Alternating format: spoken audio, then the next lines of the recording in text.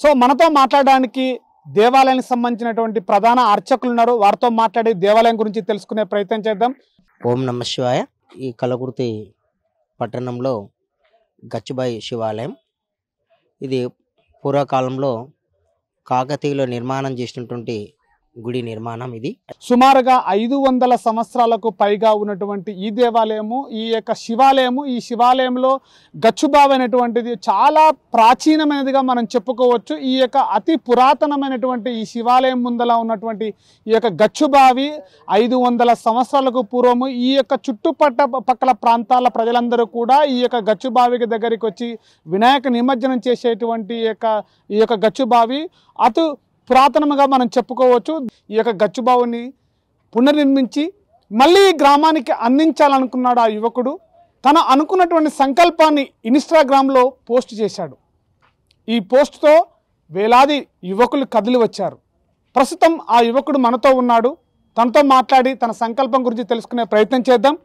చెప్పండి, మీరు చేసినటువంటి ఈ యొక్క ఇన్స్టాగ్రామ్లో అతి పురాతనమైన దేవాలయం గచ్చుబావి గురించి వేలాది మంది యువకులు ఈరోజు మీ ముందున్నారు.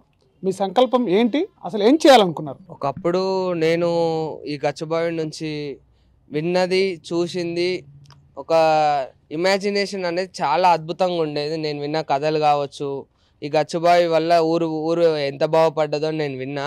3 నెలలుగా నేను వీడియోలు చేస్తూనే ఉన్నా, చెప్తూనే ఉన్నా. కాకపోతే ఒక్కసారి గట్టిగా రెస్పాన్స్ వచ్చింది. లక్షలలో వ్యూస్ పోయినాయి. చాలా మంది ముందుకు వచ్చిండ్రు మేము ఉన్నామని. దాని తర్వాత మేము ఒక వాట్సాప్ గ్రూప్ పెట్టిన. వాట్సాప్ గ్రూప్ పెడితే 1000 మందికి మీద జాయిన్ కావడం జరిగింది. దాని తర్వాత ఇంకా మెల్లగా ఇక్కడ లోకల్ వాళ్ళు కావచ్చు, ఏరియా వాళ్ళు కావచ్చు, అందరు జాయిన్ అయ్యి మేము సైతం చేస్తాము, మేము 100% ఇస్తాము, గచ్చుబావిని కాపాడుకుందామని అందరూ ముందుకొచ్చి అందరూ సంకల్పించి ఆ రోజు నుంచి మొదలైంది. దాని తర్వాత పుర ప్రముఖులు, ఎమ్మెల్యే గారు కావచ్చు, ఆచార్య గారు కావచ్చు, ఇంకా సత్యమన్న కావచ్చు, అందరూ ప్రముఖులు వచ్చి వాళ్ళ స్థాయిలో ఏమేమి చేయగలుగుతారని ఆలోచించి వాళ్ళు అదే ప్రయత్నంలో ఇక్కడ గచ్చుబావికి వచ్చి విజిట్ చేసి ఇదంతా పరిసరాలను పరిశీలించడం జరిగింది.